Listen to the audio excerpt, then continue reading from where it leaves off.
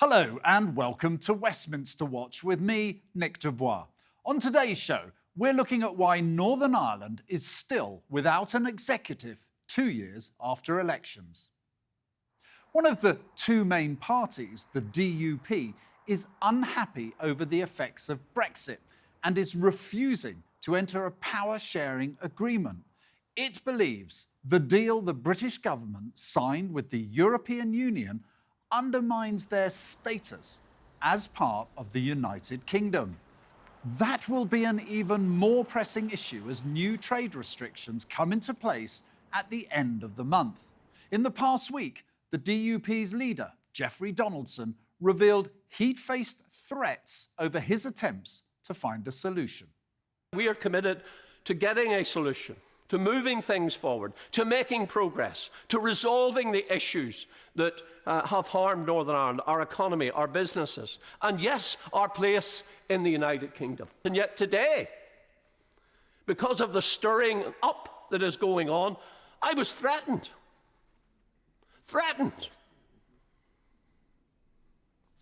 By those who never put on a uniform, by those who haven't served our country. And when I checked out, one of the people who threatened me on the register didn't vote at the last election. Can't even come out to vote for our future in the Union, never mind do anything about it. And yet they're threatening people like me, who's working day and night to try and find solutions and to move Northern Ireland forward on a basis that the vast majority of people can support.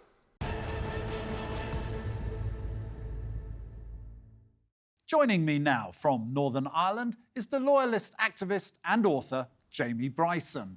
And welcome to the show, Jamie. Thank you very much for joining me. Let me ask you straight off, if I may.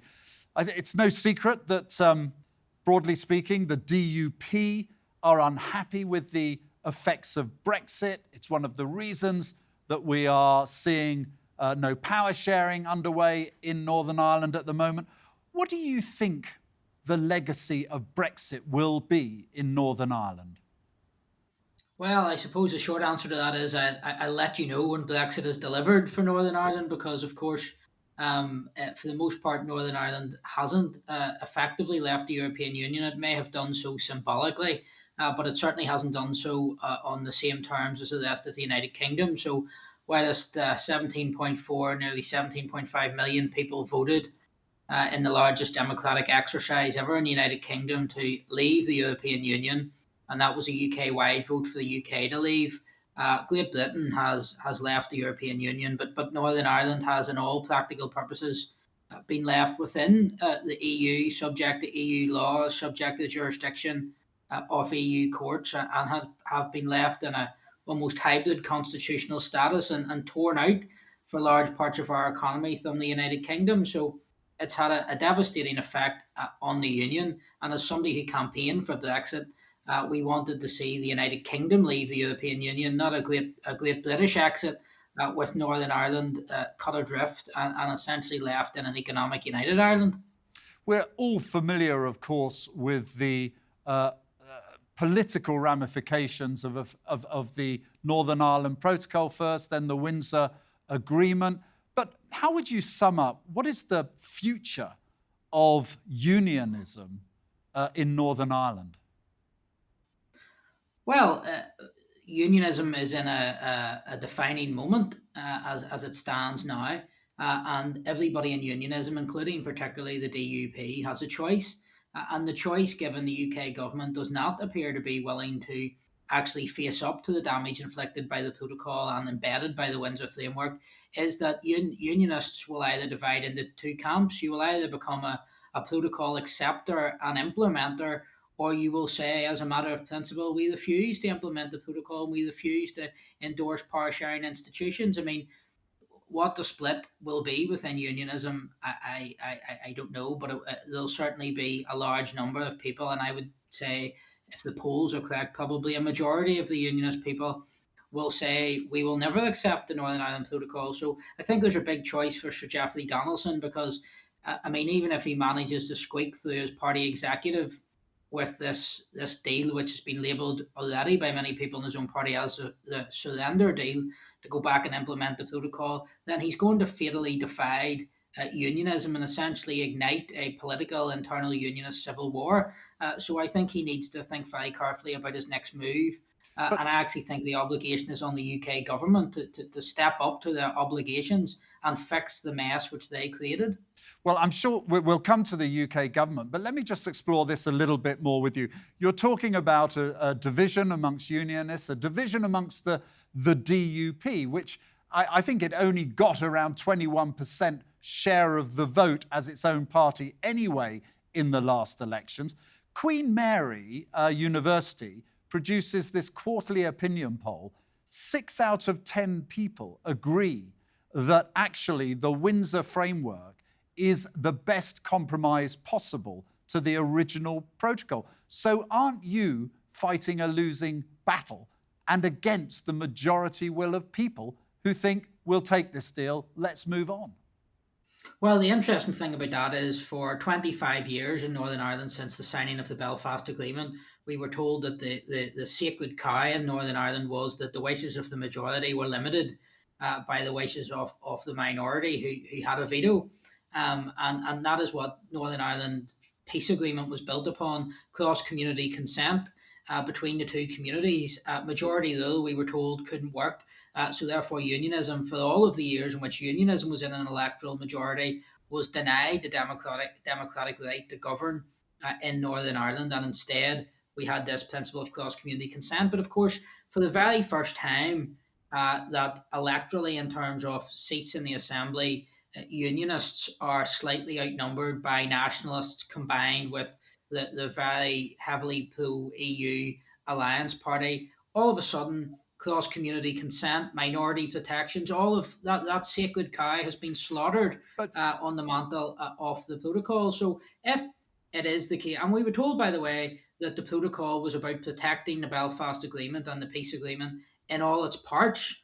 And now we're told that the Belfast Agreement should be changed, that we should have majority rule in order to protect well, the implementation of the protocol. let me explore that, if I may, because what was good in 1998, when the Good Friday Agreement, of course, came into being, politics in Northern Ireland was dominated literally by Green, by Orange. There were two major parties. That was the thinking behind the actual agreement in the first place. Now, if you look at the most recent elections, Jamie, 20% of people, they're voting not almost on tribal terms, they're the alliance. They have no strong sense of allegiance to either the DUP or the Sinn Féin. Times have changed because you've effectively got a small minority blocking government in Northern Ireland. Shouldn't the agreement be changed? Well, hold on a minute. The talk about changing the agreement has only come about whenever unionism finds itself. So all of a sudden, the minority veto, which was a sacred cow, which was immovable, was written on tablets of stone, had an almost biblical characterization whenever unionists were in the majority. But the first time that nationalists and the soft nationalists, I have to say, in the Alliance Party can combine to essentially put their foot on the neck of unionists and treat unionists as a minority, all of a sudden we're told minority protections don't matter anymore. But facts have changed. You didn't have the Alliance Party. Only 7% of voters back in 1998, if you like, were not, I'm using the word perhaps wrongly, but tribal. Now it's more like 20% people are much more independent-minded, looking for resolution, looking for government, building on the successes of the peace agreement. Times have changed, haven't they? Shouldn't you? The most fundamental issue in Northern Ireland remains and will always remain the constitutional issue. And I think the Alliance Party for a long time have managed to try and play both sides in regards to that. I mean, their policies are very clearly pro-nationalist. I mean, they've been recently described as Sinn Féin's little helpers, and I think that's probably accurate. But yet they derive a lot of votes from unionist areas, from people who maybe don't understand the direction the Alliance Party is actually going in. So at some stage, and I think pressure is building in relation to this, the Alliance Party is going to have to get off the constitutional fence, and they're going to have to declare a position. And when they do declare a position, they're either going to lose all of those people who have went along with them, who would be nationalists, Well, or Jamie, finally unionists are going to it, wake up and smell the coffee. forgive me for interrupting. It's a brave man who's making political forecasts these days, but thank you very much indeed for joining us from Northern Ireland. Jamie Bryson.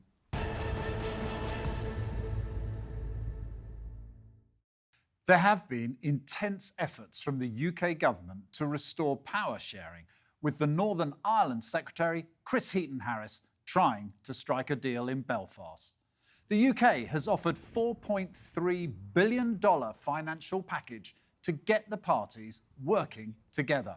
It has extended the deadline for new elections to the 8th of February. And, according to the Daily Telegraph, it has also promised the DUP it will minimise the impact of the incoming trade barriers by not diverging from EU regulations in key areas. That would, if true, undermine what pro-Brexit campaigners, including the Prime Minister, saw as a key benefit of leaving the EU. Joining me now is former Shadow Minister for Northern Ireland, Stephen Pound. Stephen, welcome. Let me begin, if I may, with, I suppose, a hope behind the question. We've got this situation at the moment where there's public sector unrest in Northern Ireland. We saw almost the equivalent of a national strike for one day.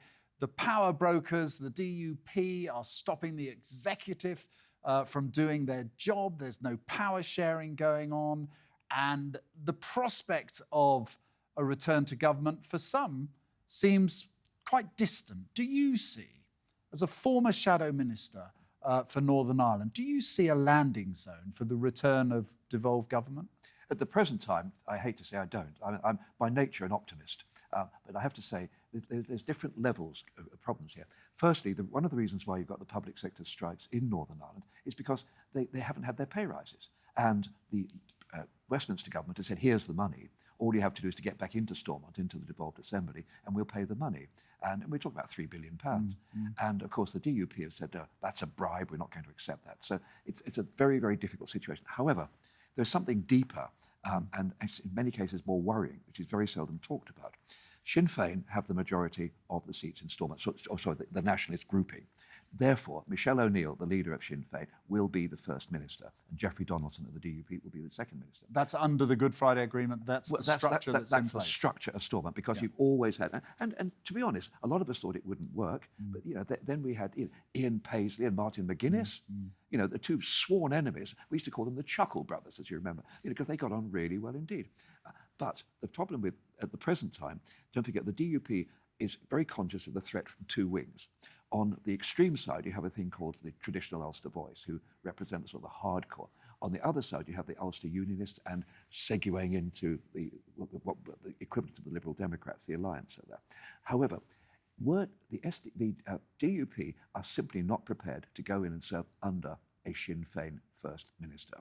And they are hoping that if there are another set of elections, then Sinn Féin will lose some of their seats. That's not going to happen. Therefore, there's a real roadblock there. Now, it's difficult because, as I said, Paisley, the most intransigent of all leaders of the DUP, sat down with them, but he sat down on the top table. He was the first minister. Martin McGuinness was the second. So there's that real problem. All right, but let's just examine a little bit what first thing that you mentioned. The Westminster government, the Secretary of State, Chris Heaton-Harris, he has, as you said, put £3.3 billion, about just over $4 billion on the table to try and, if you like, feed Northern Ireland the money it needs, but broker a deal to bring DUP back into power sharing. Isn't there a misunderstanding? And as a former Westminster politician yourself, do we get in Westminster just how much it is in the DNA of unionists, the idea of any separation, any point of difference between that and mainland Britain is just not acceptable? So money's never going to do it? Nick, you got it, and you get it. a lot of people simply didn't get that. They didn't understand. It is visceral. The point, even if you come up with a perfect deal, particularly to protect the cross-border trade, the minute the DUP think that they're being treated separately from the rest of the United Kingdom, they will object to it like mad. I mean, the difficulty is, as you probably know, the border between Ireland and Northern Ireland is 302 miles, and nobody knows where it is. I mean, it crosses little rivers and streams. In fact, I remember going around there with a Belgian MEP once, and I tried to explain it to him. And he said, well, I am from Belgium. I have a concept of surrealism. I understand these things. It's very, very difficult. So the DUP are simply not prepared for anything other than complete and total integration within the United Kingdom. And now we've left the European Union, that's just not possible. Well, the Windsor Framework Agreement is, according to the last poll by Queen Mary University, accepted by 6 out of 10 people, 60% of people in Northern Ireland, as actually acceptable. No one's in love with it, but they can live with it. So is the concern that the DUP and Union, because we know the DUP are not exactly united on this, but that the Unionists broadly are now fighting against popular will, that the people in Northern Ireland think this is as good as it's going to get, we need to form government, because interestingly, at least 64% of people, according to that same poll, want power sharing back in place. Yeah, I agree. I mean, who wouldn't want that? But you're actually very, very right to actually touch on the point of the money. Remember, Anar and Bevan talked about winning the doctors for the NHS by choking their mouths with gold. And in the 2010 Parliament, if you remember when the DUP held the balance of power, 2015, I think we used to call them the Ronaldos, because every one of them got as much as Cristiano Ronaldo got paid, because the amount of money we threw at them didn't make a blind bit of difference. They showered them with money, and yet when push came to shove, they didn't support Theresa May. Of course, or they proposals didn't support that. So we're you're going right. through. There are these undercurrents, and they're very, very deep.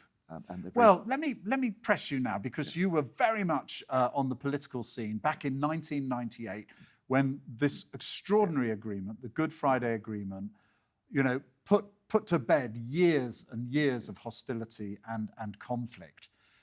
The fact of the matter is then, politically, there were only 7% of legislators came from parties that were not green, were not orange. The last elections now, it's more like 20%. The DUP only got 20%. Times have changed. Isn't the Good Friday Agreement a block on progress and governance in Northern Ireland now? I don't. I mean, there's a certain way in which the Good Friday Agreement is actually redundant anyway, because a great chunk of the Good Friday Agreement is actually predicated on Britain's membership of the European Union, and there's a whole, particularly the European Court of Human Rights, various other issues like that, which are all tied into it. I think the key thing about the Good Friday Agreement, and I will give credit to Tony Blair till the day I die for those nights after nights without sleep, and when he actually took that argument through. And don't forget, the DUP opposed it. The DUP were not in favour of it. Everybody else was, but they weren't. But it set up this very difficult structure, which is called, the D'Hondt system under PR. It's not just... So explain in elevator terms what that is, because it is important. Okay. The idea is you have different electoral systems, obviously. You have first past the post, which whoever gets the most votes gets elected. You then have alternative vote or proportional representation, which if you drop out of the bottom, your votes then transfer through. The D'Hondt system is much more subtle in that it means that if you have a large majority in the first, your votes don't count as much as they would if you were one of the lower parties. So the idea is it ends up with a balanced parliament. However, everybody in Stormont Parliament has to identify as unionist or nationalist. So it doesn't matter if you're SDLP or your Alliance, you have to identify with one group or the other to get that balance. And to be honest, it has worked. But as you rightly say, and not many people pick up on this point, it worked in the context of a bipolar Stormont, when you simply have the two different groups. Now, when you've got 1,000 flowers blooming, it's a totally different situation. Leo Varadkar, who by no means is in total command of the gospel and everything he says is not always right by any means, but he's suggesting, perhaps unhelpfully, that the Good Friday Agreement needs reversing, because that suddenly plays to the unionist belief that, well, you're only saying change it now because the nationalists are in power. Is this a circle that can't be squared? I mean, here's the reality. There have been three major pieces of Irish legislation, going back to Gladstone in 1886 and Asquith in 1914 and obviously 1923. every single piece of Northern Ireland legislation that came from the British Parliament envisaged a temporary separation of 6 of the 9 counties of Northern Ireland. The old Ulster is in fact 9 counties. As you know, 6 constitute Northern Ireland. In every single case, it was a temporary expedient. And in 1914, you remember, they said at last war had come and Asquith could now do what he always wanted to do, which is absolutely nothing. But then if the choice ever gets to, and correct me if I'm wrong here, you would know better than me, that if we still fail, because it's 2 years now since the executive has actually met, right? If we fail to do that, if elections prove inconclusive, isn't the choice then effectively between direct rule or renegotiating the Good Friday Agreement? Renegotiating the Good Friday By the Agreement. way, direct rule from the Westminster. UK, I should say. Westminster, No. yes. We've got direct rule, de facto direct rule at the moment. In reality, I mean, there's certain things, fire emergency, civil security, border patrols, things are actually being direct ruled. However, we can put up with that for a long, long time. I don't think we could possibly deal a renegotiation of the GFA, of the Good Friday Agreement. It would take years. But the problem is, the impetus from the Dáil, from the Irish Parliament, is still for a 32-county Ireland. If you talk to people like Leo Varadkar, they say, well, we do have a border in Ireland. We call it the beach. And that's their attitude. They simply don't accept, ultimately, that those 6 of those 9 counties are separate. So in the long term, I mean, I feel in my bones that there will be a unified Ireland because of economic reasons more than anything else. And don't forget, there's still, the idea that Protestants in Ireland would be treated as second-class citizens. If you go to Dublin, St Patrick's Cathedral in the heart of Dublin is a Protestant cathedral, and it's still there. Well, it is true, but the prospect of reunification, again, would be at the discretion of the Secretary of State under the Good Friday Agreement. He seems to be the only one who could call it. What would drive such a decision? Would it just be opinion polls turning in favour of unification? Because they're far from that at the moment. No. And indeed, there's a very erroneous assumption that all Catholic nationalist Republicans would automatically vote for United Ireland. No, you're right. In fact, it's 1 in 5 Catholics would not vote for a united Ireland. Again, that's something in Northern Ireland. A lot of people don't pick up on that, because look, what it would be an advance for Republican nationalist parties at the ballot box. It would be as simple as that. And we have a border poll. The idea of you could have a border poll is still there within the province of the Secretary of State. He or she can call this. But Tony Blair put as front and centre in the Good Friday Agreement, there will be no agreement without the consensus and support of the majority of people. You remember the GFA was actually an all-Ireland vote. They voted for it in droves. 73%. So it would have to be something of that sort again. And it would be seismic, but what it would really do, Nick, is to destroy the reason for being, the raison d'etre of the DUP. They are the unionist party. The Conservatives, your party, were the Conservatives and Unionist Party, but frankly, you're not particularly conservative, you're not totally unionist, in my opinion, but that's the name, that's what it says on the tin. Without 6 counties being there, what is the DUP for?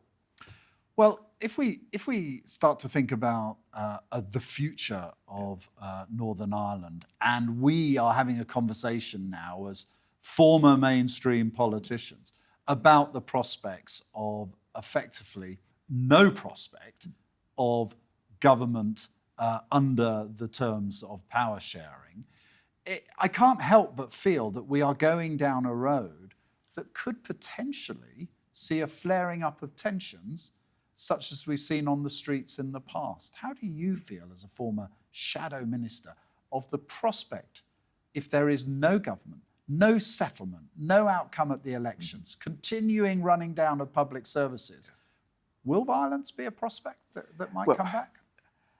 I would like to say no, because I don't want to encourage the men of violence. And don't forget, I've been through Omagh, and I've been through the death of Lyra McKee, and so many other horrors that have taken place. And so, but if you actually have a look at what's happening in Dublin, you've got these riots, particularly, mostly to do with the immigrant community that have come in there.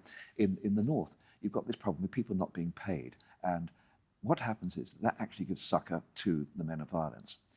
And they will actually use this, they'll piggyback on this. I'm pessimistic about that, because one thing we can never, ever, ever do is actually think about military direct rule, and that's simply not going to happen. But how we actually see the pathway through. Is there a clear path to some sort of normality? Well, it would never be normality as we understand it.